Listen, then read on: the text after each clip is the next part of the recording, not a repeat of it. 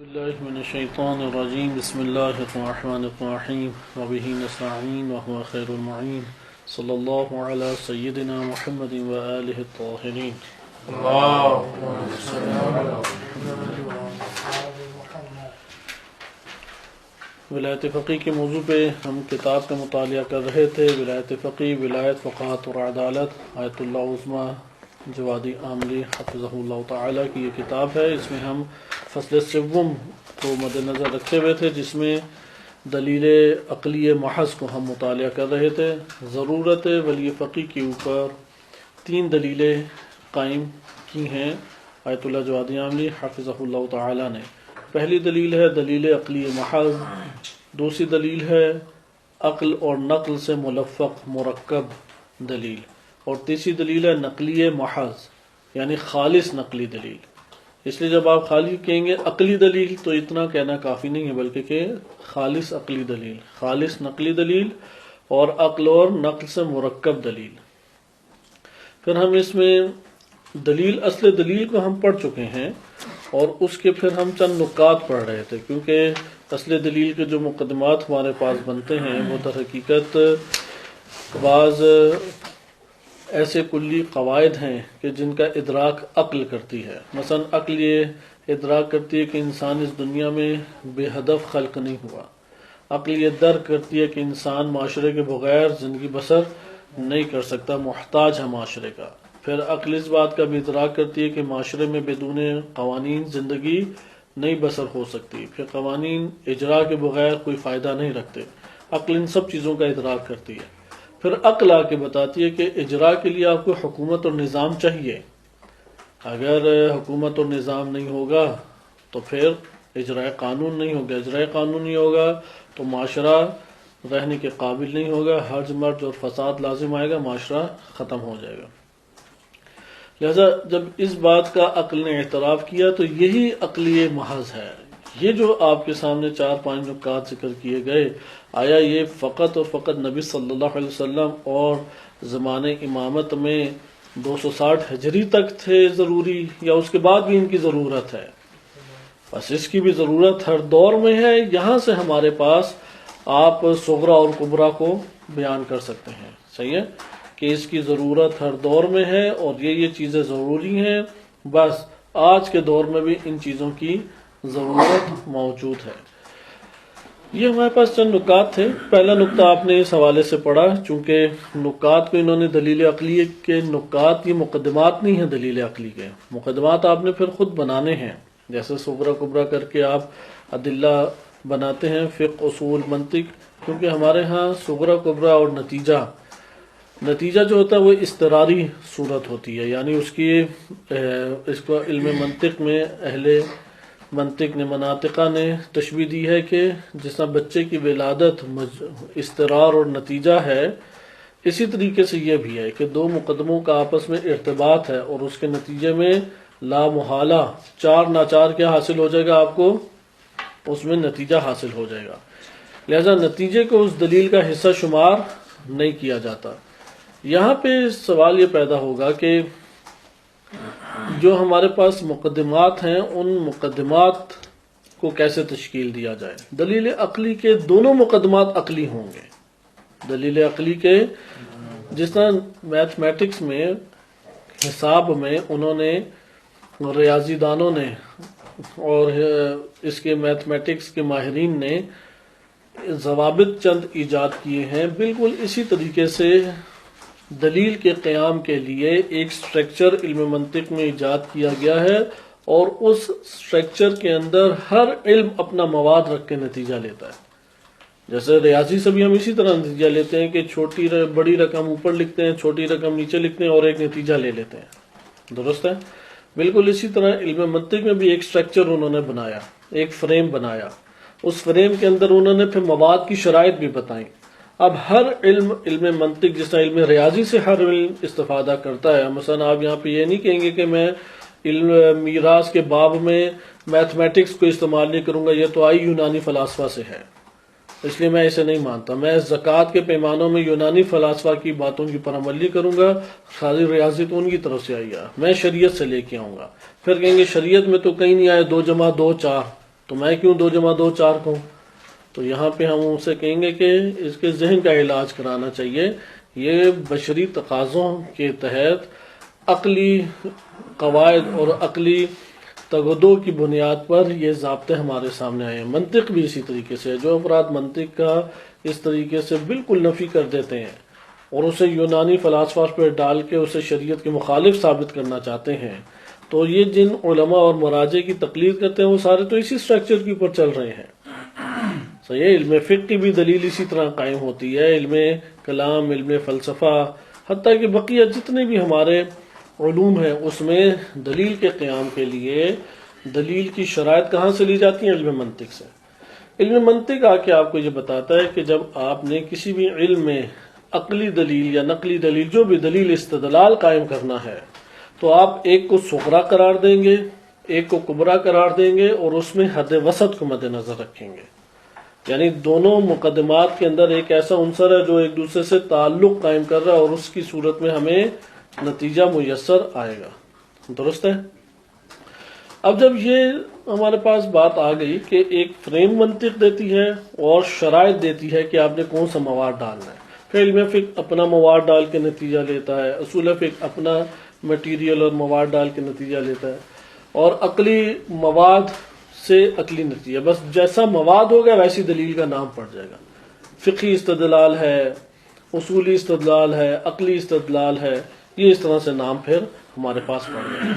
اب یہاں پہ بھی آپ نے جو عقلی محض ہے آپ دلیل لے کے آئیں گے. مثلا علم کلام میں طلاب کے ذہنوں میں یہ والی مثال ہمیشہ ہی قائم رہتی ہے کہ ایک پہلا مقدمہ قائم کرتے ہیں کہ العالم مثلا حادث وکل حادث متغیر. العالم متغیر، العالم حادث، یہ پہلا مقدمہ ہو گیا.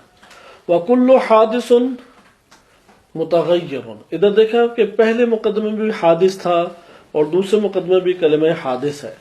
یہ دونوں میں ربط قائم کر رہا ہے. اسے کہتے ہیں حد وسط، کیونکہ ابھی ہماری بحث اس کے اوپر آ رہی ہے. اسے کیا کہتے ہیں؟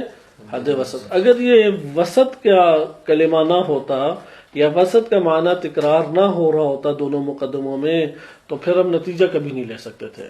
کیونکہ یہ حد وسط ہے جو ایک مقدمے کو دوسرے مقدمے سے جوڑتی ہے، ایک جملے کو دوسرے جملے سے جوڑتی ہے، ایک معنی کو دوسرے معنی سے جوڑ رہی ہے. درست ہے. یہ حد وسط نتیجے میں اسی طرح سے اترے گی بھی. لہذا آپ اترے گی کس معنی میں کہ یہ دونوں میں رب پیدا کر کے فنا ہو جائے گی. یہ دونوں مقدموں میں رب پیدا کرتی ہے اور پھر کیا ہے؟ فنا ہو جاتی ہے، قائم دائم نہیں رہتی. لہذا نتیجہ ہم کس طرح لیں گے؟ العالم حادث، پھر آپ ایک اس سے جامع تر جملہ لائے، وکل حادث متغیر. نتیجہ آپ لے لیں گے العالم متغیر، عالم تغیر پانے والا ہے. ادھر بھی آپ اسی طریقے سے لیں گے کہ آپ یہ کہیں گے کہ اس مثلا فلسفے کی ضرورت ہر دور میں ہے. صحیح ہے.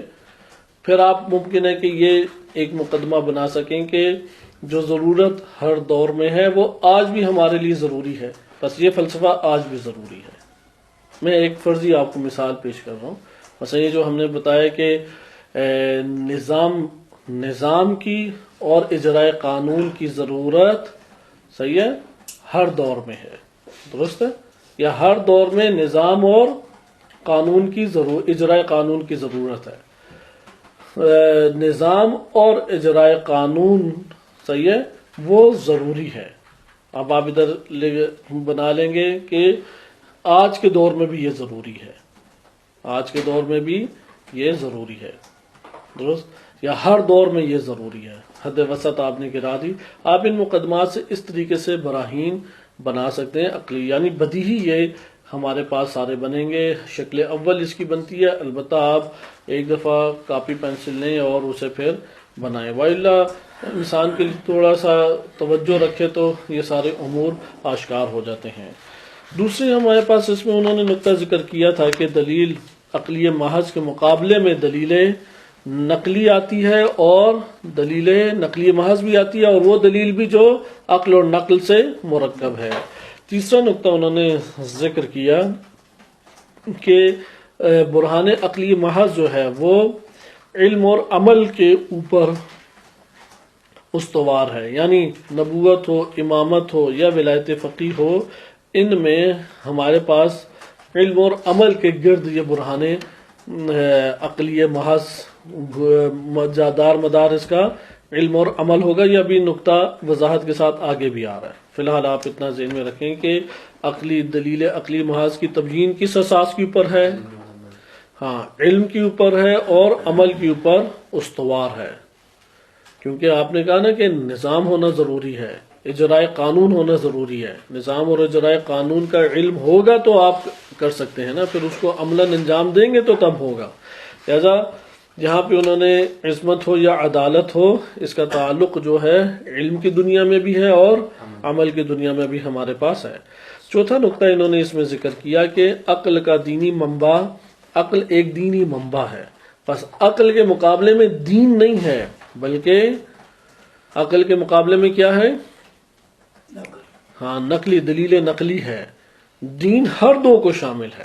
یہ بہت آج کے دور میں اہم نقطہ ہے، کیونکہ جو سیکولرزم ہے اس نے یہ شبہ پھیلایا ہوا ہے کہ دین کے مقابلے میں عقل ہے، کیونکہ غرب نے جو مار کھائی تھی کلیسا سے، چرچ سے، اس میں انہوں نے دیکھا کہ دین کے مقابلے میں عقل آ رہی ہے، تو انہوں نے جو مار کھائی تھی اور ان کے ہاں جو تحریفات ہوئی اور ان کے ہاں جو مولانا حضرات اور ان کے جو بڑے بڑے دینی بزرگان ہیں، انہوں نے ان کے ساتھ جو ظلم و زیادتی کی، وہ دین اسلام کے اندر اس طریقے سے نہیں۔ ہاں، دین اسلام میں بھی ایسی کاوشیں ہوئی ہیں، ہم اس کا انکار نہیں کرتے۔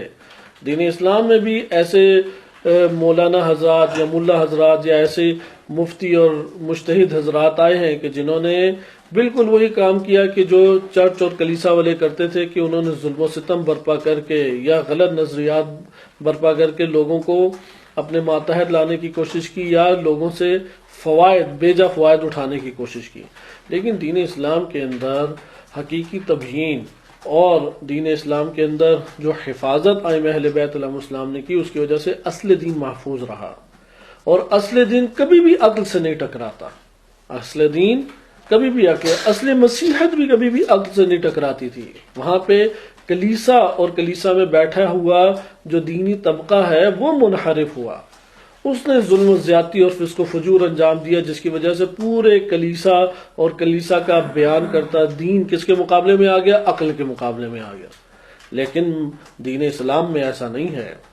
دین اسلام میں نبی صلی اللہ علیہ وسلم اور ان کے بعد شریعت اسلامی و قوانین اسلامی و افکار و نظریات اسلامی سارے کے سارے عقل سے سازگار ہیں، عقل کے مخالف نہیں ہیں۔ اس لیے سیکولرزم کی بنیاد چونکہ پڑی تھی، لبرلزم، سیکولرزم، یہ سارے کے سارے نظریات غرب میں ایجاد ہوئے، اور غرب میں کلیسا عقل کے مد مقابل تھا، انہوں نے یہ پھیلانا ہر جگہ شروع کر دیا کہ دین ہوتا ہی عقل کے منافی ہے۔ یہ بات درست نہیں ہے، بلکہ عقل اور نقل دو مقابلے میں ہیں، اور دونوں دین کی دلیلیں ہیں، دین دونوں کو شامل ہے، دین عقل سے بھی سازگار ہے اور دین نقل سے بھی سازگار ہے، اور دونوں کو گھیرے ہوئے ہے۔ یہ دین کی ہمارے سامنے دو شاخیں ہیں جن کے اوپر دین قائم دائم اور دین استوار ہوتا ہے، ہمارے سامنے آتا ہے۔ پانچواں نقطہ ہمارے پاس آج کے درس کا موضوع ہے، اور یہ اہمیت کا حامل ہمارے پاس نقطہ ہے، کیونکہ یہ جو عقلی ادلہ آپ کی خدمت میں پیش کی جا رہی ہیں، آپ یہ کہہ سکتے ہیں کہ یہ ہمارے نبوت اور امامت کی عقائدی جو تعلیمات ہیں، ہماری عقائدی کتب میں آئی ہیں، عقلی دلیلوں سے، نقلی دلیلوں سے، احادیث اور آیات اور احادیث کی بنیاد پر، اس کا ایک بہترین خلاصہ ہے۔ اس لیے ولایت فقیہ کی بحث امامت کی جزوی بحث ہے، اصل امامت کی مانند نہیں ہے، جزوی بحث ہے۔ اس لیے اصل امامت میں اگر کوئی انکار کرے، بے شک دلیل سے کرے، وہ حد عقل دائرہ تشیع سے خارج ہو جائے گا۔ لیکن چونکہ ولایت فقیہ جزوی امامت کی بحث ہے، تو اس کی اساس پہ یہ فتویٰ نہیں لگایا جائے گا کہ اگر کوئی منکر ولایت فقیہ تو وہ دائرہ تشیع سے خارج ہو گیا، ایسا ہرگز نہیں ہے۔ لیکن اس کو یہ اجازت بھی نہیں دی جائے گی کہ وہ طواغیت کے ساتھ مل کے اور دشمنوں کی راہ ہموار کر کے مسلمانوں کے اوپر ظالم جابر فاسق حکمرانوں کو مسلط ہونے کا موقع دے، یا مسلمان معاشروں کو تباہ بربادی کا سبب وہ بنے، یہ بھی اجازت نہیں دی جائے گی۔ لیکن یہ بھی نہیں ہم کہیں گے کہ ولایت فقیہ یا ولی فقیہ کے ایک نظریے کو اس نے کسی اساس یا دلیل کی بنیاد پر انکار کیا تو اب ہم اسے دائرہ تشیع سے خارج کر دیں۔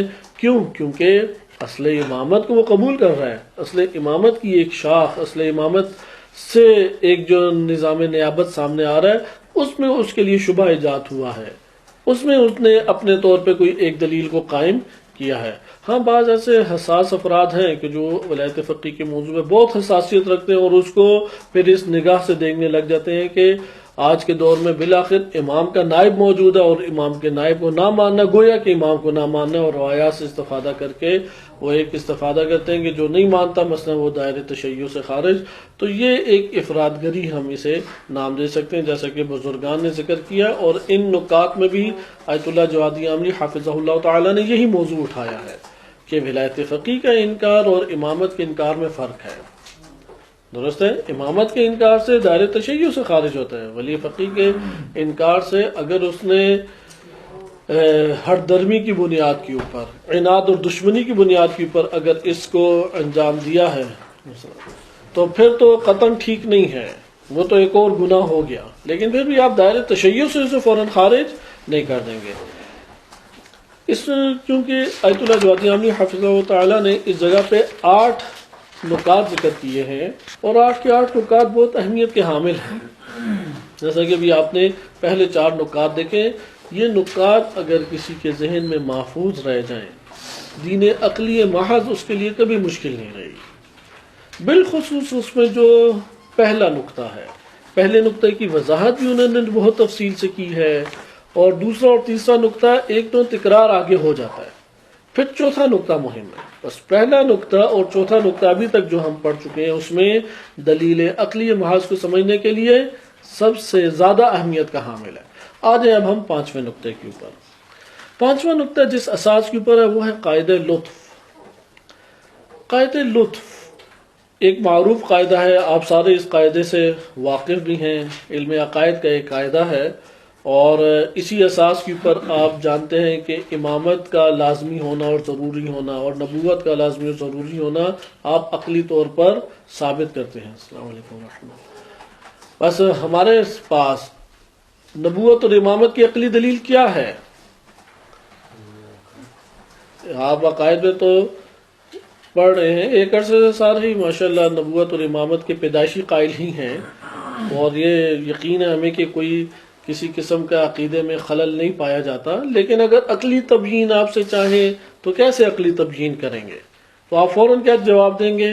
مکتب تشیع میں بالخصوص کئی عقلی ہمارے پاس براہین آ سکتی ہیں، آپ فوراً جواب دیں گے قاعدہ لطف کے، قاعدہ لطف کے ذریعے سے۔ قاعدہ لطف کی پھر تعریف کیا بنے گی؟ تو آپ پھر اسے قاعدہ لطف کو آگے بیان کریں گے۔ بس مکتب تشیع زمانے قدیم سے نبوت اور امامت اور بعض حساس اور اہم ترین عقائدی اور کلامی مسائل میں کس قاعدے سے استفادہ کرتا رہا ہے؟ قاعدہ لطف سے استفادہ کرتا رہا ہے، حتیٰ کہ ائمہ اہل بیت علیہ السلام کے دور میں، ائمہ اہل بیت علیہ السلام کے دور میں 179 ہجری میں ایک شخصیت گزری ہے بشر بن معتمر، اور اسی طرح سے ایک اور فرد گزرا ہے جعفر بن حرب۔ یہ دونوں معتزلی تھے۔ جعفر بن حرب 199 میں گزرا ہے 199، اور بشر جو ہے 179۔ یہ معتزلی تھے۔ اس دور میں ہی ہشام بن حکم رضی اللہ عنہ یہ عظیم شخصیت بھی موجود تھی، یعنی امام صادق علیہ السلام، امام کاظم علیہ السلام کا دور تھا، اور امام رضا علیہ السلام کا دور۔ ان 3 ائمہ علیہ السلام کے دور میں قاعدہ لطف ایک طور پہ نشوونما پا گیا شیعہ عقائد کے اندر، علماء متکلمین کے اندر۔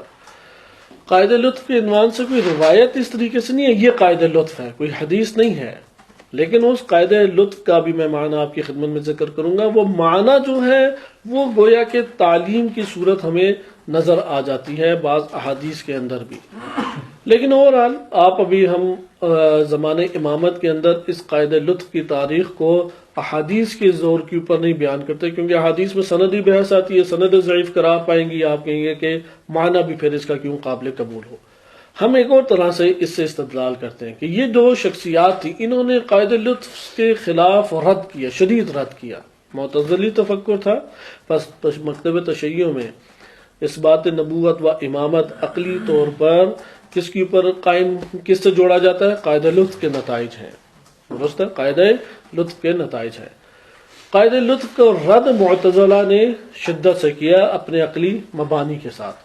ہشام بن حکم کی ایک کتاب ہے کتاب الالطاف، انہوں نے باقاعدہ ایک کتاب لکھی اللہ تعالیٰ کے جو الطاف الہیہ ہیں، اور اس میں بعض اب یہ چونکہ وہ متکلم تھے، مناظر تھے، اور برملا طور پہ مکتب تشیع کا دفاع کرنے والے ہشام بن حکم شخصیت تھے۔ ہونے چاہیے ایسی شخصیات ہر دور میں مکاتب کے اندر، دفاع اس مکتب کے کرنے والی شخصیت ہونی چاہیے، اس کا کوئی انکار نہیں کرتا، اسی کی وجہ سے اس مکتب کی بنیادیں قائم دائم رہتی ہیں۔ مثلا معتزلہ ختم ہو گئے، کیوں ختم ہو گئے؟ ان کے یہ افراد ختم ہو گئے، صحیح ہے، ان کے مثلا فقہا، ان کے محدثین، ان کے متکلمین، ان کی علمی دنیا وہی ختم ہو گیا، آج کے دور میں معتزلہ نہیں ہے، لیکن اشاعرہ باقی رہ گئے۔ وَإِلَّا معتزلہ کا پلڑا بھاری تھا ائمہ علیہ السلام کے دور میں، عقلی اعتبار سے بھی اور افراد کے اعتبار سے بھی، لیکن اشاعرہ آہستہ آہستہ اوپر آنے لگ گئے، کیونکہ اہل حدیث روش جو ہے وہ عالم اسلام میں شیعہ سنی دونوں پہ غالب آ گئی۔ معتزلہ عقلی روش کے قائل تھے، تو جب اہل اسلام میں، امت اسلامیہ میں اہل حدیث روش دوسری صدی ہجری کے نصف کے بعد، یعنی امام صادق علیہ السلام کے بعد سے لے کے غیبت کبریٰ کے آغاز تک، یا غیبت کبریٰ کی پہلی صدی تک، 5ویں صدی ہجری تک، اہل حدیث روش عالم اسلام پہ شیعہ سنی دونوں کے اوپر غالب رہی۔ اس کی وجہ سے یہ عقلی روش دب گئی اور معتزلہ آہستہ آہستہ ناپید ہو گئے۔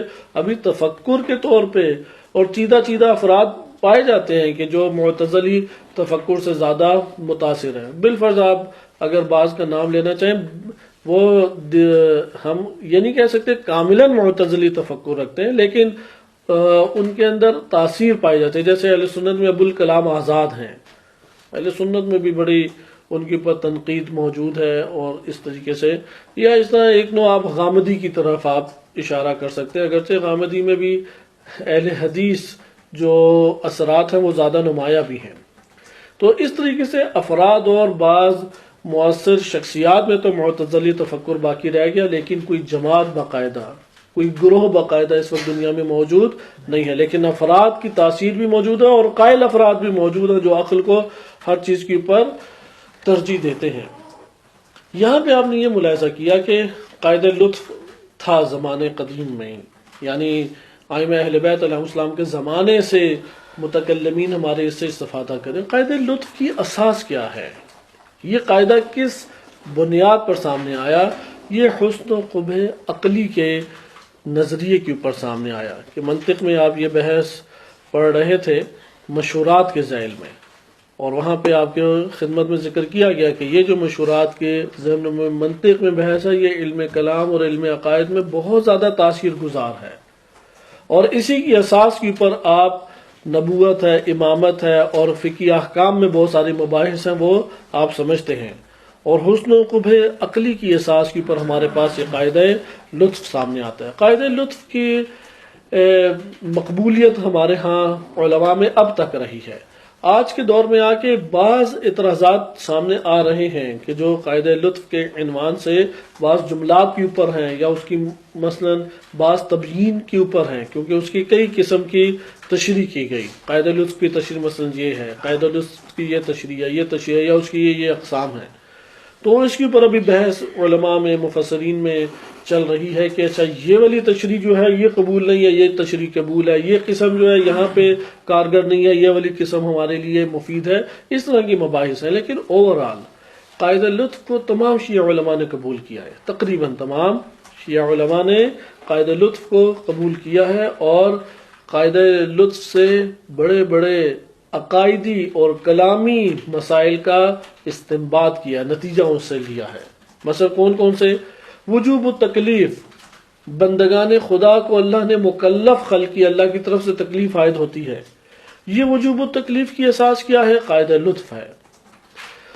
بعثت انبیاء، انبیاء کا اللہ کے لیے انبیاء کا بھیجنا، انبیاء اور رسول کا بھیجنا اور انہیں مبعوث کرنا ضروری ہے۔ یہ کہاں سے بات آئی ہمارے لیے؟ قاعدہ لطف سے آئی۔ اگر قاعدہ لطف نہیں سمجھتے تو عقلی دلیل آپ کے پاس موجود نہیں ہے۔ عقلی دلیل ہمارے پاس قاعدہ لطف کی صورت میں ہے کہ انبیاء و رسول علیہ السلام کی بعثت ضروری ہے۔ وجوب امامت، کیوں امامت کا ہونا ضروری ہے؟ قاعدہ لطف کی بنیاد پر. لہذا اگر قاعدہ لطف کی ہمیں خبر نہیں ہے تو وجوب انبیاء و بعثت انبیاء ہے. یا اسی طریقے سے عصمت انبیاء، عصمت انبیاء کیوں ضروری ہے؟ وجوب عصمت انبیاء کس اساس کے اوپر ہے؟ قاعدہ لطف کی اساس کے اوپر ہے. وعد اور وعید کا ہونا کہ اللہ تعالیٰ نے اجر کا وعدہ کیا ہے اور عقاب اور عذاب کی وعید بھی سنائی ہے، اس کا لازمی ہونا کس اساس کے اوپر ہے؟ قاعدہ لطف کی اساس پر ہے. لہذا اب آپ خود جائزہ لیں، اگر قاعدہ لطف صحیح طریقے سے ہی سمجھ آیا تو پھر ہم بھی عوام الناس کی طرح ہی سنا تھا تو مان رہے ہیں. اور یہ ایک بڑی عجیب بات ہے، حوزہ علمیہ میں کم ایسے محققین اور کم ایسے غور و فکر کرنے والے طلاب و علماء ہوتے ہیں کہ جنہوں نے قواعد کو پڑھا اور فقط امتحان کے لیے نہیں پڑھا، امتحان دے کے سب کچھ بھول گئے، یا امتحان کے لیے رٹا لگایا، الفاظ تو حفظ ہیں لیکن فہم اس کے پیچھے موجود نہیں ہے. بہت ہمیں یہ بات دیکھنے کو ملتی ہے. تو ایسے افراد وہ جتنا بھی ایک عرصہ حوزہ علمیہ میں لگا لیں، ان کے اعتقادات کی بنیاد عوام الناس ہی ہوتی ہے. جس طرح عوام ہے، بچپن سے سنا ہے اور ممبر سے بھی ادا کیا گیا ہے، وہ بھی اسی لیے بس مان رہے ہوتے ہیں. تو یہ حضرت بھی اسی لیے مان رہے ہیں کیونکہ معاشرے نے کہا ہے، ہمیشہ سے یہ سنا ہے. علماء سے اب بھی پوچھتے ہیں تو وہ یہی کہتے ہیں. ان کی آخری دلیل کیا ہوتی ہے؟ وہ عقائد میں بھی فتویٰ چاہتے ہیں، سیاست میں بھی فتویٰ چاہتے ہیں، تاریخ میں بھی فتویٰ چاہتے ہیں، اور رجال میں بھی جو بحث ہو جائے کہتے ہیں فتویٰ لے لو. یہ عوامی طریقہ کار ہے کہ آپ ہر مسئلے میں آپ کہیں گے میں نے خود تحقیق نہیں کرنی، میں نے نہ عربی سیکھی ہے لیکن پڑھنی نہیں ہے کتابیں، میں نے فارسی سیکھی ہے لیکن تحقیقی طور پہ نہیں پڑھنا، اس لیے رجالی مباحث آ جائیں وہ کہیں گے علماء اسی طرح کہتے ہیں، تاریخی مباحث آ جائیں علماء بیان اسی طرح کرتے ہیں. ہر چیز کے اوپر آ کے ادھر اختتام کرتے ہیں. لہذا اس کا نتیجہ کیا نکلتا ہے؟ یہ جو میں نے آپ کی خدمت میں کلمات بیان کیے، اصطلاح بیان کیے ہیں، انسانی نفس اس سے پھر کیا اپنے آپ کو عاری پاتا ہے، خالی پاتا ہے، اور وہ ان قواعد کی مدد سے کوئی نتیجہ اخذ نہیں کرتا، نہ رد کر سکتا ہے نہ ثابت کر سکتا ہے. پوچھیں تو کہتے ہیں ہاں قاعدہ لطف تھا، ہم نے امتحان دیا تھا فلاں کتاب کا، اس وقت کچھ پڑھا تھا یا ہم نے سنا تھا. جبکہ اتنے اہم ترین نظریات قاعدہ لطف کے اوپر موقوف ہیں. اگر قاعدہ لطف نہیں آتا تو وہ بعثت انبیاء عقلی طور پہ کیسے ثابت کرتا ہے؟ اگر قاعدہ لطف کا اسے علم نہیں ہے تو پھر وجوب عصمت انبیاء، انبیاء علیہ السلام کا معصوم ہونا کیسے ثابت کرے گا وہ؟ یہ جو آج کل بحث بھی خوب چلتی ہیں کہ حضرت آدم علیہ السلام معصوم تھے یا نہیں، کیونکہ قرآن نے ان کے لیے 4-5 کلمات، سنگین کلمات استعمال کیے قرآن کریم نے. وَعَصَىٰ آدَمُ رَبَّهُ، عصا کا کلمہ، پھر آپ اس کے بعد کیا ہے فَغَوَا، اغوا ہونے کا کلمہ، وَتَكُونَ مِنَ الظَّالِمِينَ، کہ تم دونوں ظالمین میں سے ہو جائے گا، اس شجرہ کو نہ کھانا، ظالمین میں سے ہونے کو بیان کیا. وَنَسِيَ عَهْدَهُ، کہ اپنا عہد و پیمان بھول گئے. ایسی ہے نا آیت. بہرحال آیت میں عزم اور عہد کیا ہے؟ اللہ تعالیٰ نے قرآن واضح کہتا ہے کہ پرعزم آدم نے نہیں پایا اور وہ اپنے عہد کو بھول گئے. اب یہ 4-5 کلمات سنگین کلمات ہیں. مثلا ظالمین میں سے ہونا، نسیان کا شکار ہو جانا، اغوا ہونا، معصیت کا ہونا، اور یہ کلمات روایات میں حضرت آدم علیہ السلام کے لیے ثابت بھی کیے. اب آپ کیسے ان شبہات کا جواب دیں گے؟ شبہات یعنی متشابہ ہو گئے، معنی ظاہر ہے لیکن معنی عصمت کی نظریے سے ٹکرا رہا ہے. اسی کو تو کہتے ہیں متشابہ ہونا. متکلمین نے اس متشابہ کا حل کیا کیا؟ کیونکہ متشابہ میں آپ کس کی طرف رجوع کریں گے؟ محکمات کی طرف رجوع کریں گے. تو محکمات کی طرف اگر آپ رجوع کریں تو یہ قرآنی طریقہ کار ہے. قرآن میں جو محکمات آئے ہیں کہ بعض لوازم سے عصمت کا استنباط کیا گیا ہے. مثلا شیطان کا مسلط نہ ہونا اللہ کے خاص بندوں کے اوپر، اس طرح کی آیات ہیں ہمارے پاس. اس طرح کی آیات ہیں کہ ان ہوا وحی الا وحی یوحا، ان ہوا الا وحی یوحا، کہ یہ فقط و فقط وہی ہے جو وحی کی جاتی ہے. صحیح؟ ان ہوا الا وحی یوحا. یا اسی طریقے سے یہ ہے کہ نبی صلی اللہ علیہ وسلم کے بارے میں ہے کہ شیطان ان کے اوپر مسلط نہیں ہو سکتا، کبھی اغوا نہیں ہوئے، کبھی نعوذ باللہ مجنون نہیں ہے، شاعر نہیں ہے. قرآن نے تنزیہ کی، صحیح ہے، قرآن نے ان سے، نبی صلی اللہ علیہ وسلم سے ان چیزوں کی، ان نقائص کا برات کا اظہار کیا کہ یہ نقائص نہیں پائے جاتے. اسی طرح انبیاء علیہ السلام کے بارے میں کہا کہ مخلصین، عبادی الصالحین، اس طرح کی جو کلمات ہیں اس سے عصمت کا استنباط کیا جاتا ہے. بس یہاں پہ آپ نے ملاحظہ کیا کہ آیات متشابہ کہلاتی ہیں. محکم کی طرف رجوع کریں تو عصمت کے ساتھ سازگار کریں گے آپ، صحیح ہے. اگر نہیں عصمت کے ساتھ سازگار آیات کی مدد سے آپ کرتے تو اب آپ عقل کا سہارا لیں گے، صحیح ہے، اور عقل کا سہارا لے کے سازگار کرنا چاہیں گے. اور عقل آ کے یہاں پہ کہتے ہیں ترک اولا، ہر دو صورتوں میں متشابہ ہی ہے. اگر ترک اولا کہتے تب بھی کیا ہے؟ تبیین متشابہ، کیونکہ متشابہ میں آپ عقلی تبیین اس طریقے سے لے کے آتے ہیں کہ یہ امر مولوی ہے، یہ امر ارشادی ہے. پھر امر مولوی میں بھی ایک امر تکلیفی ہے، وجوبی ہے، واجبی ہے، اور ایک مستحبی ہے. تو بعد میں سوال کرتے ہیں آدم علیہ السلام کے لیے تو آپ نے سارے مولوی بھی، ارشادی بھی، مستحبی بھی، واجبی بھی سارے ہی تیار کر لیے، اور ابلیس کے دفاع کے لیے ایک بھی نہیں تیار کیا. تو پھر وہ وہاں پہ آ کے کہتے نہیں، پھر یہ ترک اولا ہے.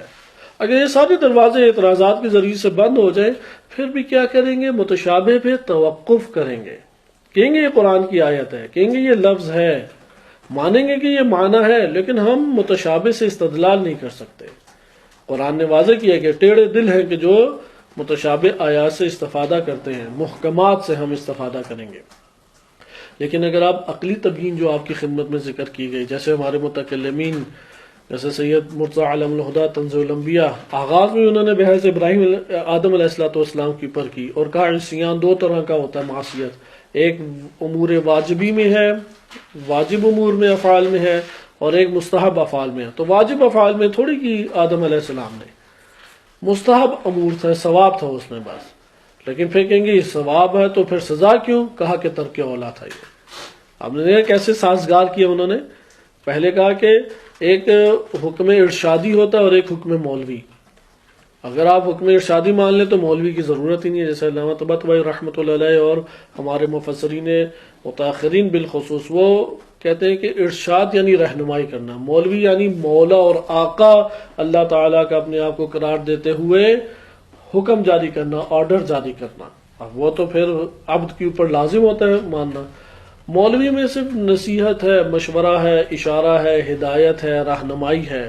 اس لیے مولوی میں بندے کو اختیار ہے مانے یا نہ مانے، ارشادی میں اختیار ہے مانے نہ مانے، مولوی میں ضروری ہے کہ مانے. تو بعض نے اب یہ کہا کہ یہ حکم جو اللہ نے دیا تھا یہ ارشادی تھا. پھر کہیں گے ارشادی میں سزا کیوں ہوئی؟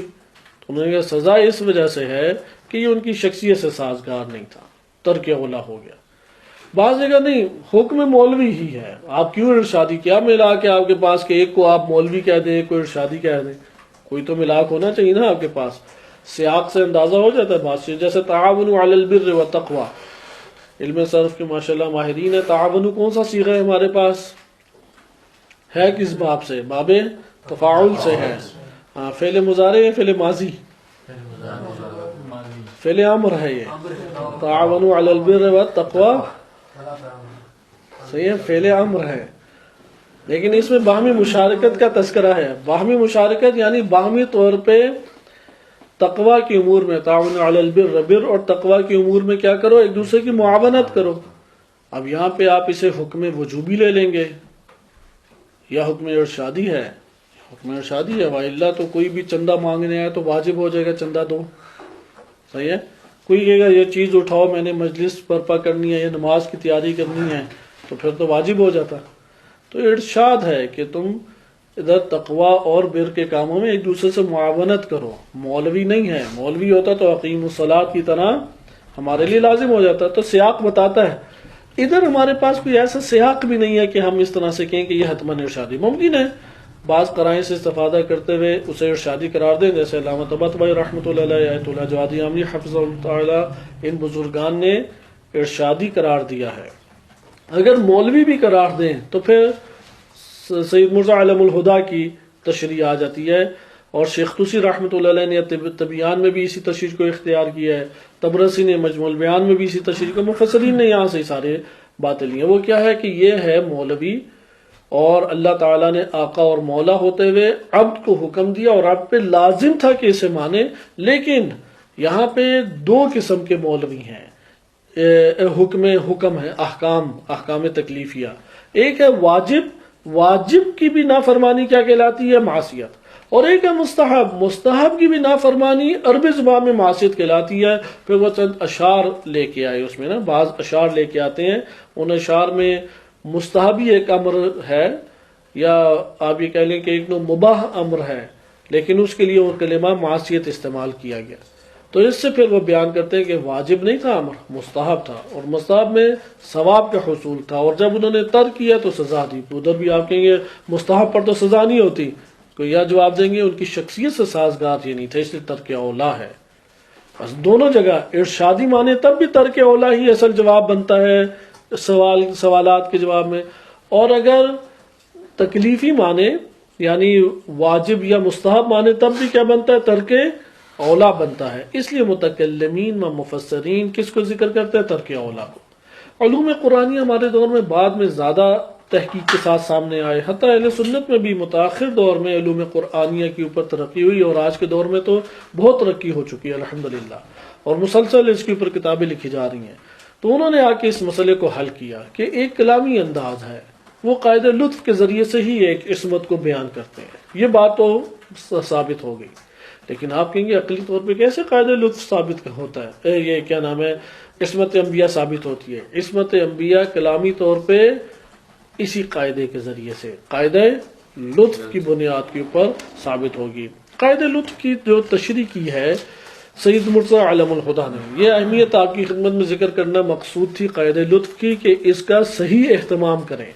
نبوت اور امامت اور احکام شریعہ کا نزول و شریعت کا نزول، کیونکہ یہ ہمارے اعتقاد کا حصہ ہے کہ شریعت اللہ نے نازل کی، فقہی حکم نہیں ہے یہ فقط، صحیح عبادات کا ہونا یہ ایک عقائدی ہمارے لیے مسئلہ ہے۔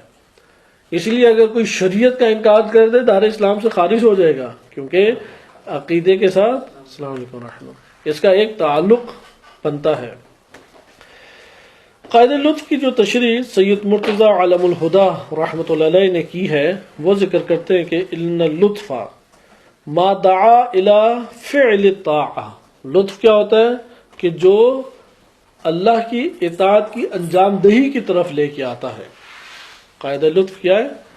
اللہ کی انجام دہی، اللہ کی اطاعت کی انجام دہی کی طرف لے کے آنا۔ میں چند آپ کی خدمت میں پڑھ دیتا ہوں تعریفیں، ان تعریفوں کے اوپر آپ خود غور کریں، اور پھر یہ ہے کہ قاعدہ لطف کے نتیجے میں کہ اللہ کے لیے عقل کہتی ہے کہ یہ لازم تھا۔ آیت اللہ جوادی عاملی رحمۃ اللہ حفظہ اللہ تعالی نے اسی کی اصلاح کی ہے۔ بعض سنیوں نے اعتراض کیا، آپ کیسے کہہ دیتے یجب علی اللہ، اللہ پر واجب ہے؟ یہ تو بات درست نہ ہوئی کہ آپ کون ہوتے ہیں کہ اللہ پر ایک چیز واجب کرنے والے۔ اب قاعدہ لطف کو جب بیان کریں گے تو آپ کہیں گے عقل یہ کہتی ہے کہ اللہ کے لیے یہ لازم ہے۔ یہ جملہ آپ کو بار بار علم کلام کی کتابوں میں، اصول فقہ کی کتابوں میں ملے گا۔ خود لطف کیا ہے؟ لطف یہ ہے کہ اطاعت انجام دینا، جو چیزیں انجام دینے کی طرف انسان یا عبد کو لے کے آتی ہیں ان کا اللہ کی طرف سے صادر ہونا ضروری ہے۔ صحیح ہے؟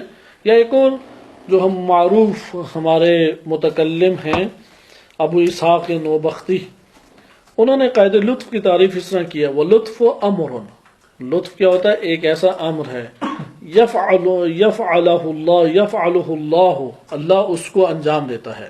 لطف کیا ہے؟ امر، ایک امر ہے، یفعلہ اللہ، اللہ اس امر کو انجام دیتا ہے، بالمکلف، اللہ تعالی مکلف کے لیے اسے انجام دیتا ہے۔ یفعلہ اللہ تعالی بالمکلف، لا ضرر فیہ، اس میں کوئی ضرر نہیں پایا جاتا، یعلم عند وقوع الطاعت، صحیح، ولولاہ لم یطع، کہ اگر یہ امر نہ ہوتا تو اس کی اطاعت بھی نہ ہوتی۔ بس لطف کیا ہے؟ ایک ایسا امر ہے، اگر وہ نہ ہوتا تو بندگان خدا وہ اللہ کی اطاعت نہ کر پاتے اور معصیت سے نہ بچ پاتے۔ آپ کہیں گے کہ یہ عقل کیسے اس کو بیان کرتی ہے؟ یا اس سے پہلے میں آپ کی خدمت میں علامہ ہلی رحمۃ اللہ علیہ کی بھی تعریف بیان کر دوں، 3 تعریفیں ہمارے پاس ہو جائیں گی۔ علامہ ہلی رحمۃ اللہ علیہ ذکر کرتے ہیں اللطف هو ما يكون المکلف معه اقرب الى فعل الطاعة وابعد من فعل المعصیة، اقرب الى الفعل الطاعة وابعد من فعل المعصیة، یعنی لطف وہ ہوتا ہے کہ جس کے وجہ سے یا جس کی جو مکلف اس کے ہمراہ اطاعت کو انجام دینے کے قریب آ جاتا ہے اور معصیت کو انجام دینے سے دور ہو جاتا ہے۔ لطف کیا ہے؟ ایسا امر ہے، لطف ایک ایسا امر ہے کہ مکلف اس کی بنا پر فعل کو انجام دینے کے قریب آ جاتا ہے اور معصیت کو انجام دینے سے دور ہو جاتا ہے۔ صحیح ہے؟ یعنی مکلف کو یہ مدد دیتا ہے کہ وہ اطاعت کو انجام دے دے اور معصیت سے دور ہو جائے۔ یہ لطف جو ہے، یہ لطف آپ اپنے زندگی میں بہت سارے ایسے امور دیکھتے ہیں کہ اگر انجام پا جائے تو دیکھتے ہیں ہم اطاعت کے قریب چلے جاتے ہیں۔ مثلا پابندی لگا دیں مغرب کے بعد کسی طالب علم نے باہر نہیں جانا، دیکھیں گے کچھ پڑھ لے گا وہ، تو آپ اسے مساعد اسے کہتے ہیں، یہ اس کے لیے فائدہ مند ہے۔ کلاسوں میں حاضری ضروری ہے، امتحان دینا ضروری ہے۔ صحیح ہے؟ اور بہت سارے ایسے ہیں کہ استاد کام دیتا ہے۔ اپنی زندگی میں بہت سارے امور دیکھتے ہیں کہ ایک مقصد کو حاصل کرنے کے لیے ہمارے لیے ممد اور معاون چیزیں ہیں۔ لطف ایسے امور کو کہتے ہیں، لطف کیا ہے؟ ایسے امور ہیں کہ جو انسان کو اللہ کی اطاعت کی انجام دہی میں مدد دیتے ہیں اور اللہ سبحانہ و تعالیٰ کی معصیت کے انجام دہی سے روکتے ہیں، مدد دیتے ہیں کہ رک جائے۔ درست ہے؟ لطف واضح ہوا یہ بات کہ لطف کیا ہے۔ اس کو ایک اور طرح سے ہم بیان کریں کہ خداوند متعال نے ایسے امور وجود دیے ہیں، خلق کیے ہیں کہ ان امور کی بنیاد پہ ایک عبد وہ اللہ کی اطاعت کو انجام دینے میں اپنے آسانی محسوس کرتا ہے، مددگار محسوس کرتا ہے۔ صحیح ہے؟ یا اللہ سبحانہ و تعالیٰ کی معصیت کی انجام دہی سے بچ جانے میں اپنے آپ کو سمجھتا ہے کہ مدد کی ہے اس نے مجھے بچنے میں۔ صحیح ہے؟ معنی بننے میں مدد کی، یہ معنی بن رہا ہے میرے لیے کہ میں معصیت کو انجام دوں۔ یہ امور کا اللہ کے لیے انجام دینا ضروری ہے کیا یا ضروری نہیں ہے؟ مثلا اللہ تعالیٰ نے بندے کو خلق کیا، اللہ سبحانہ و تعالیٰ نے بندے کو جب خلق کیا تو انسان کیا ہے؟ عبد ہے اور وہ معبود ہے۔ معبود کی پرستش عبادت ضروری ہے یا نہیں؟ عبادت ضروری ہے معبود کی۔ اسی طریقے سے اللہ سبحانہ و تعالیٰ نے جب انسان خالق ہے اور ہم مخلوق ہیں تو مخلوق جو ہے وہ خالق کا شکر ادا کرے گا یا نہیں؟ منعم کا شکر ادا کرنا ضروری ہے نا۔ اگر اللہ تعالیٰ نہ نبی بھیجتا، نہ رسول بھیجتا، نہ شریعت نازل کرتا، نہ حلال حرام کی طرف ہمیں تعلیم دیتا، رہنمائی فرماتا، اور نہ اسی طریقے سے عذاب اور عقاب کا بتاتا، عقل اللہ نے ہمارے اندر رکھ دی تھی، تو یہ کیا کافی نہیں تھی کہ اس کا شکر ادا کیا جاتا اور اس کے ذریعے سے زندگی کے اہداف کو معلوم کیا جاتا اور اس کی معرفت حاصل کی جاتی؟ کیا یہ کافی نہیں تھا؟ اب آئے آپ میرے ساتھ تھوڑا قید لطف کو اندر سے بھی جانیں۔ صحیح، کلامی تو آپ نے تعبیرات سن لی، یعنی وہ پیپر دینے والی معلومات سن لی، اب اسے تھوڑا سا ہضم بھی کرتے ہیں کہ کس بنیاد پہ معتزلہ نے اعتراضات کیے اور کیا اس کی اب تبیین بنتی ہے۔ کیونکہ اگر ہم قاعدہ لطف کو آج اچھے طریقے سے سمجھ لیں، ولایت فقی کا اس قاعدے سے گہرا تعلق ہے۔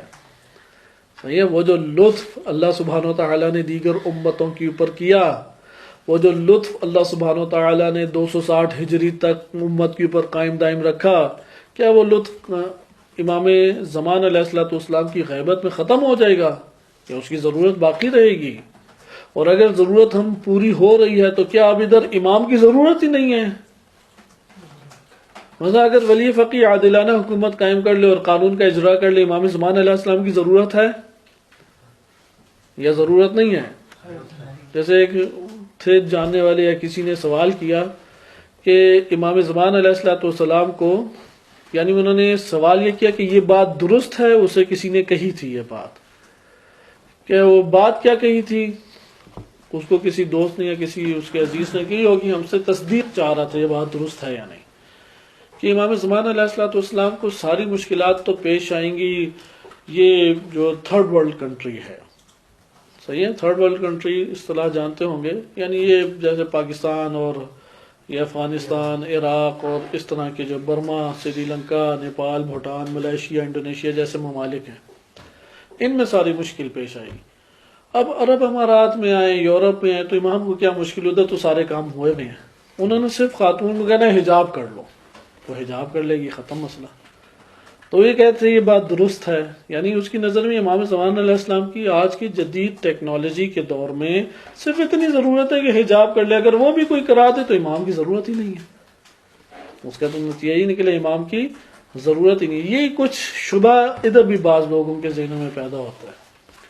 ولی فقیہ آج کے دور میں ہے، اور قانون کا اجرا بھی اس نے کیا، عادلانہ حکومت بھی قائم ہے، ساری چیزیں تو بہترین چل رہی ہیں، مثل یورپ ہو جائیں ٹیکنالوجی کے اعتبار سے، حجاب بہترین کر لیں، نمازیں سارے ادا کر رہے ہوں، اور قوانین مجرمین کے اوپر جاری ہوں، تمام حدود الہیہ کا کیا نام ہے، حدود الہیہ کی رعایت کی جا رہی ہو۔ اب امام زمان علیہ السلام کی ضرورت ہے؟ ضرورت نہیں ہے۔ کیا ضرورت ان کی ہے؟ اب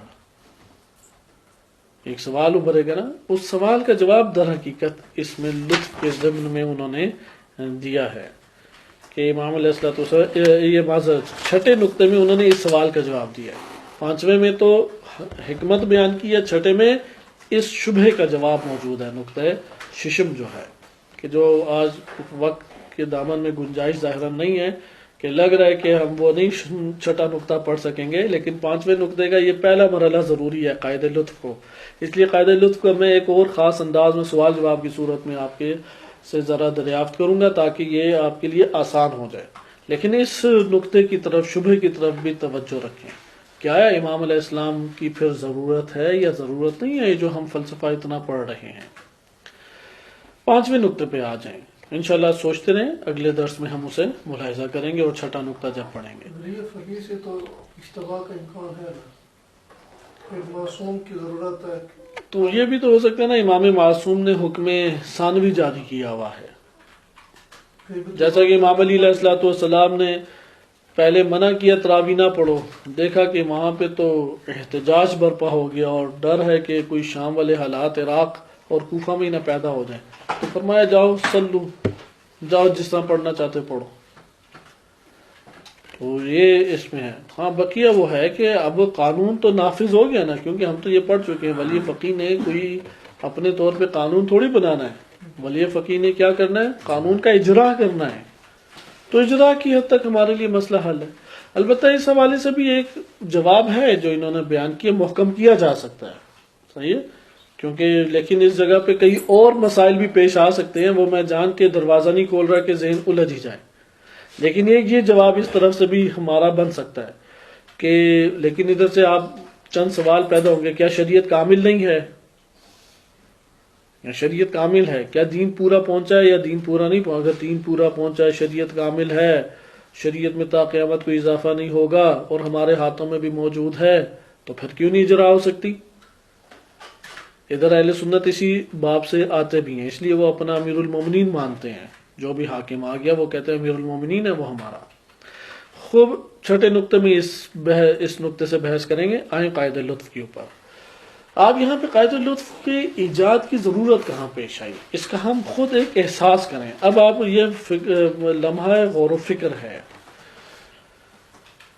مثلا اللہ سبحانہ و تعالیٰ نے زمین کو خلق کیا اور انسان کو اس دنیا کے اندر زندگی معین مدت کے لیے عنایت فرمائی، اور اس کے اندر عقل و ضمیر و وجدان اور احساسات اور خواہشات اور تمنائیں رکھ دیں۔ ایک سمندر ہے، اللہ تعالیٰ نے جو کمالات اس کے وجود کے اندر رکھے ہیں، اب عقل کی مدد سے وہ بہت سارے اپنی زندگی کے امور حاصل کر سکتا ہے یا نہیں؟ مثلا عقل کی مدد سے اس نے اتنی بلڈنگیں بنا دی، پل بنا دیے، ہوائی جہاز بنا دیے، پانی کی لہروں کے اوپر جو سمندر ہیں ان کا سینہ چیرتے ہوئے وہ بڑے بڑے شہر جتنے تو جہاز چلاتا ہے، تو اس کا یہ مطلب ہے کہ عقل اس کے لیے وہ کافی تھی، اس نے دیکھی قوانین کی مدد سے کتنا کچھ بنا لیا، پھر سوسائٹیاں انسان نے بنائی. تو کیا یہ عقل تنہا کافی نہیں تھی کہ اللہ تعالیٰ منعم ہے، نعمت دینے والا ہے، اور نعمت دینے والے کا شکریہ ادا کرنا ضروری ہے، اور شکریہ ادا کرتا انسان. عقل کافی نہیں تھی کہ زمین موت ہمیں بتا رہی ہے کہ یہ دنیا ہمیشہ کے لیے نہیں ہے، یہ دنیا ہمیں بتا رہی ہے کئی طرح سے چیخ چیخ کے اعلانیہ طور پہ ایک ایک ذرہ اس مادی کائنات کا بتا رہا ہے کہ میں ہمیشہ کے لیے نہیں ہوں، ایک معین مدت کے لیے ہوں. تو کیا عقل اس کو درک کر کے قیامت کا نظریہ اور عقاب اور عذاب اور اجر اور ثواب اس کے فلسفے کو نہیں جان سکتی تھی؟ اگر نہیں جان سکتی ہوتی تو فلاسفہ اس جگہ تک کیسے پہنچے؟ آپ دیکھیں فلاسفہ نے معرفت الہی کو بھی بیان کیا، فلاسفہ نے اللہ سبحانہ وتعالیٰ کی توحید وحدانیت کو بھی بیان کیا، صفات باری تعالیٰ کو بھی بیان کیا، افعال الہیہ کو بھی بیان کیا. تو اس بنیاد کے اوپر عقل ہمارے لیے تنہا کافی تھی.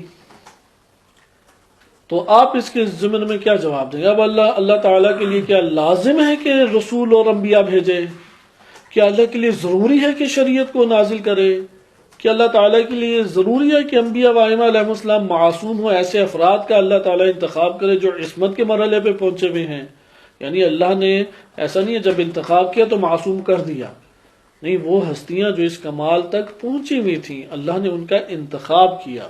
صحیح ہے کہ اللہ سبحانہ و تعالیٰ بہتر جانتا ہے کہ کہاں پہ یجعل رسالت ہو، وہ اپنی رسالت کو کہاں پہ قرار دے. لہذا یہاں پہ ہم کیا جواب دیں گے؟ کیا اللہ تعالیٰ کے لیے نزول شریعت، ارسال الرسل اور عصمت انبیاء، وجوب تکلیف، حلال حرام کا بیان، امامت کا قرار دینا، نظام کا اتارنا امت کے درمیان، یہ کیا اللہ کے لیے لازم، واجب اور ضروری ہے یا نہیں ہے؟ کس نے لازم کیا اللہ کے اوپر؟ کس نے واجب کیا اللہ کے اوپر؟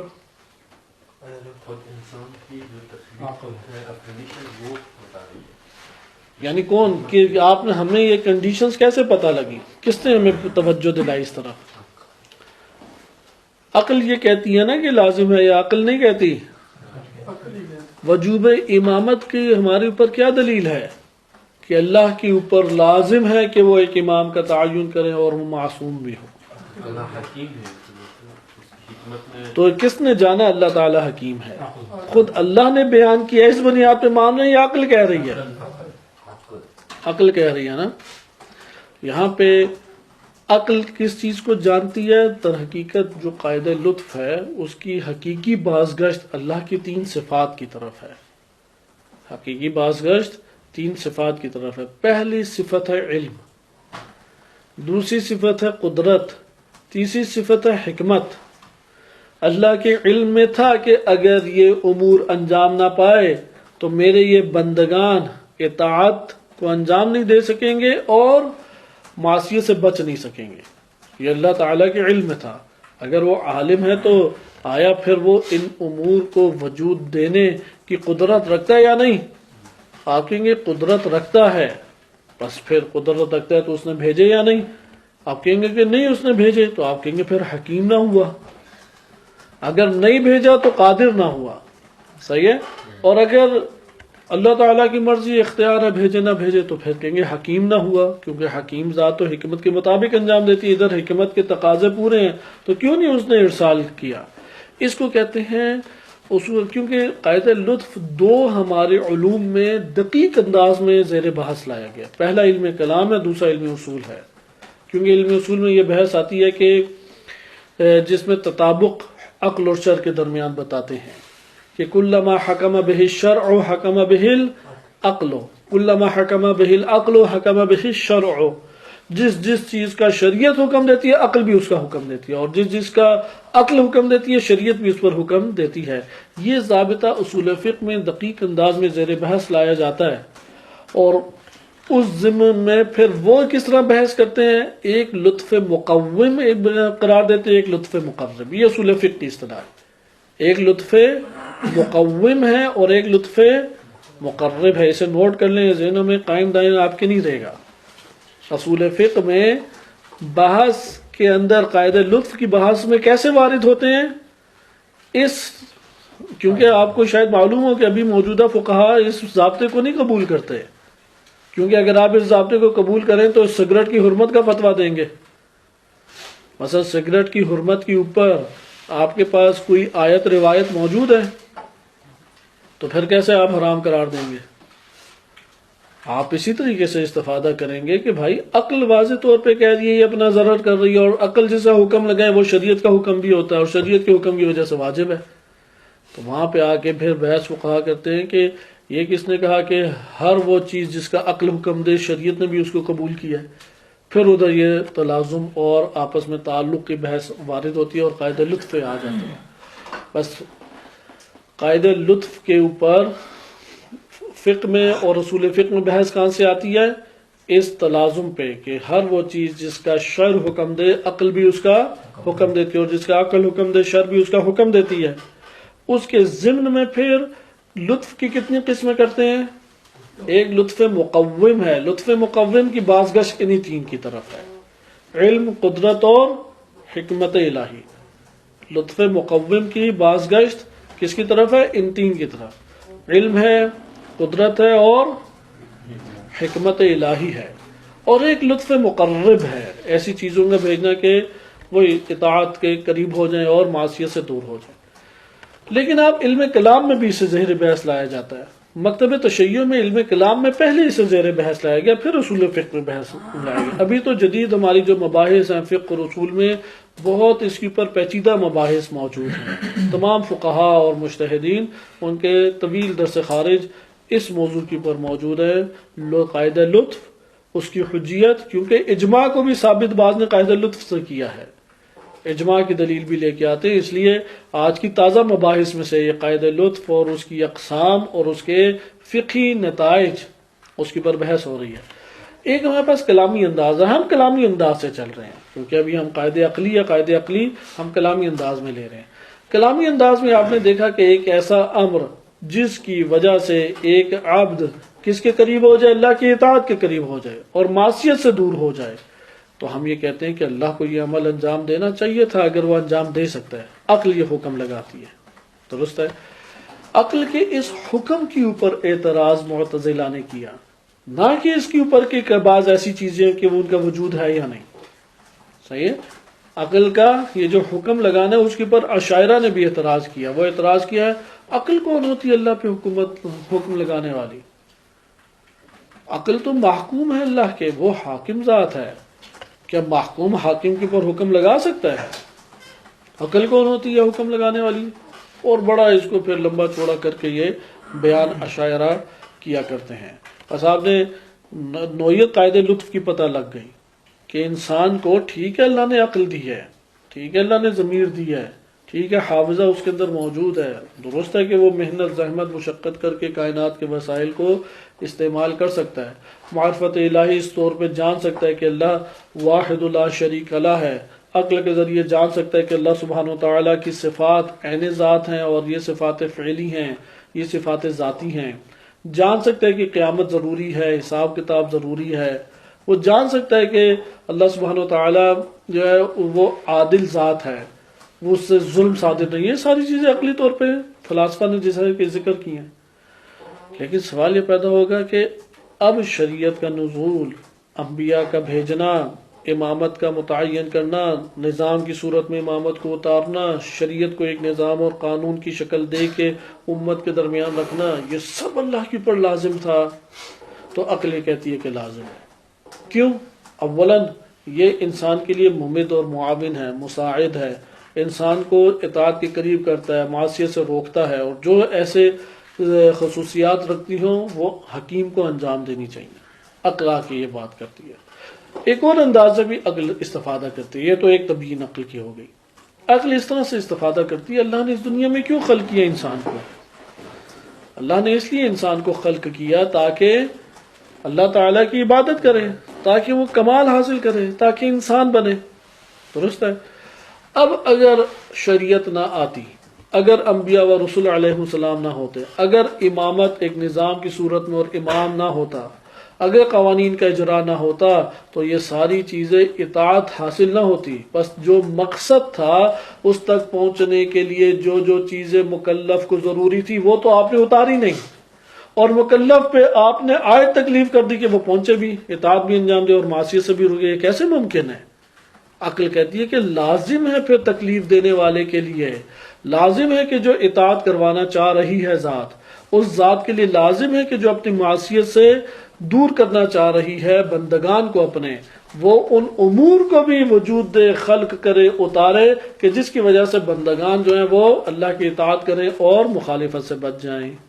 اگر یہ کام نہ کریں پھر تو عبث ہو جائے گا. اللہ تعالیٰ کے تمام کام اور حکیم سے عبث کا صادر ہونا ممکن نہیں ہے. یہ آپ نے ایک اور تبیین، پہلی تبیین کی ایک اور دوسرے اسلوب میں تشریحی ہے. بس آپ کو یہ پتہ لگ گیا عقل کیا کرتی ہے. عقل لازم اللہ کے لیے قرار دے رہی ہے، واجب قرار دے رہی ہے. درست ہے؟ اس کو کہتے ہیں لطف. لطف کی دو قسمیں ہیں. آیت اللہ جوادی عاملی نے پہلے اس بات کا جواب دیا کہ دیکھیں، ایک ہوتا ہے یجب علی اللہ اور ایک ہے یجب عن اللہ یا من اللہ. یہاں پہ اگر ہمارے متکلمین نے یجب علی اللہ کہا ہے کہ اللہ پر واجب ہے، تو یہ جسارت نعوذ باللہ اللہ پر نہیں کی. آپ ان کا مقصود نہیں سمجھے. ان کا مقصد ہے اللہ کی جانب سے ان چیزوں کا ہونا ضروری ہے، نہ کہ اللہ پہ ہم حکم لگائیں کہ واجب ہے. یعنی یہ یجب علی اللہ یہ علم فقہ کی اصطلاح میں واجب نہیں ہے. صحیح ہے؟ اگر کہیں پہ یہ لکھا ہے تو اس لیے آیت اللہ جوادی عاملی حفظہ اللہ تعالیٰ نے لکھا زیادہ بہتر تھا یہ تعبیر ہوتی یجب عن اللہ تعالی، یجب من اللہ، اللہ کی جانب سے ضروری ہے کہ یہ چیزیں صادر ہوں، اللہ کی جانب سے ضروری ہے کہ یہ چیزیں آئیں. وَإِلَّا ہم اللہ تعالیٰ پہ حکم لگا سکتے ہیں، یہ تو کوئی جسارت نہیں کر سکتا. اس لیے اگر ہماری کتابوں میں کسی جگہ پہ یجب علی اللہ آیا ہے تو اس سے مراد کیا ہے؟ اللہ کی جانب سے یہ ضروری ہے کہ صادر ہو. عقل یہ در کرتی ہے کہ ضروری ہے کہ اللہ کی جانب سے یہ آئے، ضروری ہے کہ اللہ کی جانب سے یہ نازل ہونا چاہیے. اس لیے تعجب نہیں اللہ نے رسول بھیجے، تعجب نہیں ہے کہ اللہ نے شریعت نازل کی. اب یہاں پہ ہمارے پاس بات آئے گی نہ، تاکہ ہم اپنی یہ دلیل پوری کر لیں. اللہ نے شریعت نازل کی کیوں؟ تاکہ کیونکہ عقل نے آ کے یہ بتایا نا کہ بھائی نظام کے بغیر تم نہیں رہ سکتے. عقل نے آ کے یہ بتایا کہ تم قانون کے بغیر نہیں رہ سکتے. اب کون قانون بنائے؟ اللہ کی جانب سے قانون اترے. کون نظام لائے؟ اللہ کی جانب سے نظام ہو. یہ جو آپ کی عقل ضرورت قرار دے رہی ہے، یہ 260 ہجری کے بعد بھی قائم ہے یا نہیں؟ 260 ہجری کے بعد بھی نظام اور اجرائے قانون کی ضرورت ہے. اور یہاں پہ آپ کہیں گے پھر حاکم چاہیے. آپ پھر ادھر سوال اٹھائیں گے لیکن وہ تو معصوم نہیں ہے. آپ کہیں گے پھر معصوم سے جو سب سے قریب تر ہو سکتی ہے ہستی وہ آ کے حاکمیت کرے گی، اور وہ کون ہے؟ عادل فقیہ. اس لیے عادل فقیہ کی بات کی گئی ہے. لطف کی بحث ہماری مکمل ہو جائے. لطف دو طرح سے ہمارے پاس آتا ہے. شیخ صدوق رحمۃ اللہ علیہ نے 3 قسمیں کی ہیں. لطف توفیقی کا اضافہ کیا ہے، لیکن جو معروف قول ہے ہمارے پاس کلامی اور عقائدی کتب میں وہ کیا، ایک لطف مقرب ہے اور ایک لطف محصل ہے. مقرب قریب کرنے والا، محصل حاصل کرنے والا. یعنی ایسے امور کا ہونا جس کی وجہ سے اللہ کی اطاعت سے بندہ قریب ہو جائے. آپ اس کلمے کو بس یاد رکھیں، مقرب اور محصل. اگر ایسے امور جس کی وجہ سے بندہ اللہ کی اطاعت کے قریب ہو جائے اور اللہ کی معصیت سے دور ہو جائے، اسے کیا کہتے ہیں؟ لطف مقرب. اور ایسے امور جس کی وجہ سے اللہ کی اطاعت حاصل ہو جائے، قریب نہیں، کیا ہو جائے؟ حاصل ہو جائے، اور اللہ کی معصیت کی مخالفت حاصل ہو جائے. معصیت کی، نافرمانی کی مخالفت، اللہ کی نافرمانی نہ وجود میں بھی یہ حصول حاصل ہو جائے، اسے کیا کہیں گے؟ محصل. اب آپ آئیں کہ مقرب کیا کیا چیزیں ہیں. شریعت کا نزول مقرب ہے، انبیاء و رسول علیہ السلام کی بعثت مقرب ہے، ان کے ذریعے سے قریب ہوتا ہے. یہ ہاتھ پکڑ کے تو نہیں ہمیں کرواتے. اسی طریقے سے عصمت انبیاء و معصومین علیہ السلام مقرب ہے. درست ہے. اب بعض چیزیں کہ جو انسان کے لیے محصل ہوتی ہیں، اطاعت کو حاصل کر لیتا ہے. مثال کے طور جس سے انسان کا ارادہ بن جائے، جس سے انسان اپنے اختیار سے آگے بڑھے. ایسا ماحول میں اللہ تعالیٰ کا لے آنا کہ وہ انسان کے دل کو نرم کر دے. بہرحال یہ مثالیں میں آج کے دور سے سمجھانے کی غرض سے آپ کی خدمت میں پیش کر رہا ہوں، لیکن آپ غور کریں، مقرب اور محصل. بس مقرب لطف کون سا ہے؟ اللہ کی طرف سے ایسے امور کا صادر ہونا جس کی بنیاد پہ اللہ کی اطاعت کے قریب ہو جائے اور اس کی معصیت سے دور ہو جائے. اور محصل کیا ہے؟ ایسے امور کا اللہ کی جانب سے صادر ہونا جس کی اساس پر آپ کو اطاعت حاصل ہو جائے، نہ کہ قریب ہو جائے، حاصل ہو جائے. اور اللہ کی معصیت کی نافرمانی حاصل ہو جائے، اسے کیا کہیں گے؟ لطف محصل کہیں گے. سوال یہ پیدا ہوتا ہے، آپ یہ بحث پڑھ رہے ہیں امامت، ولایت فقیہ، یہ اگر آپ اس لطف کے دائرے میں دیکھیں تو آپ کو یہ کہاں پہ دکھائی دیتا ہے؟ محصل میں یا مقرب میں؟ کیا آپ کو دکھائی؟ یعنی آپ ولایت فقیہ اگر قائم ہو جائے، ولی فقیہ آ جائے، اللہ کی اطاعت حاصل ہو جاتی ہے یا آپ اللہ کی اطاعت کے قریب ہو جاتے ہیں؟ کیا آپ کو محسوس کیا ہوتا ہے؟ اپنے آپ کو ہی دیکھیں کہ آپ کو ساری اللہ کی اطاعت حاصل ہو گئی یا اللہ کی اطاعت کے قریب ہو گئے کہ اب وی پی این سے بھی فلاں سائٹیں نہیں چل رہی. صحیح، ولی فقیہ آ گیا، نظام آ گیا، تب وہ دبا دبا کے 1 گھنٹہ لگاتا، کہتے یار یہ تو کھلتی نہیں ہے، پتہ نہیں کہاں میں پھنس گیا. اور ڈھونڈنے لگے، شراب ڈھونڈتے رہے، انگور تو ملتے ہیں لیکن شراب نہیں ملی. صحیح، تو یہاں پہ اب وہ معصیت سے بچ رہا ہے اللہ کی یا نہیں؟ صحیح، دور ہو گیا یعنی اللہ کی معصیت کو انجام دینے سے. تو مقرب یا محصل محسوس ہوتا ہے. اس سے آپ کو وہ پیچھے جو گفتگو ہم نے پڑھی تھی وہ بھی سمجھ آ گئی کہ ولی فقیہ کا کام جو ہے وہ اجرائے قوانین کے اعتبار سے اپنی پوری توان خرچ کرنا ہے اور امت کی رہنمائی کرنا ہے. پکڑ کے تو نہیں چلا سکتا سب کو ایک طرح. صحیح ہے، بند کمرے میں اگر کوئی گناہ انجام دے رہا ہے، ولی فقیہ کہاں سے اسے چلائے گا؟ وہ اگر برملا اور علناً معاشرے کے اندر کام کرتا ہے، یہاں پہ ولی فقیہ قانون کے ذریعے سے گرفت کرے گا، خود گرفت نہیں کرے گا، اجرائے قانون کر کے اسے قابو کرے گا. یہ بھی آپ کو پتہ لگے گا، کیونکہ یہ چیزیں لطف مقرب میں آتی ہیں. لطف مقرب جو نبوت کے ضابطوں میں جاری ہوا، قاعدہ لطف جو امامت کے ضابطوں پہ جاری ہوا، یہی قاعدہ لطف ہمیں بتاتا ہے کہ بھائی ولایت فقیہ کا نظام قائم کرو جو امامت کے سب سے قریب ہے. یہاں سے ثابت ہوگی پھر آپ کے لیے بات کھڑی ہوتی ہے کہ اچھا امامت پھر امام کی ضرورت ہے یا ولی فقیہ کافی ہے. تو چھٹے نقطے میں انشاءاللہ تعالی اگلے درس میں ہم پڑھیں گے کہ ولی فقیہ اضطراری کنڈیشن ہے، نہ کہ بدیل ہے. صحیح ہے، بدیل نہیں ہے آپ بدل دیں، بلکہ کیا ہے؟ اضطراری کنڈیشن ہے. اضطراری کنڈیشن ختم ہو جائے تو پھر اصل کے جو ہے وہ جگہ نہیں لے سکتی اضطراری. اصل سے استفادہ یا دسترس نہ ہونے کی صورت میں اضطراری عمل کو انجام دیا جاتا ہے. درست ہے؟ تو اس کو انشاءاللہ تعالی اگلے درس میں پڑھیں گے. صلی اللہ علیہ سیدنا محمد وآلہ وصحبہ.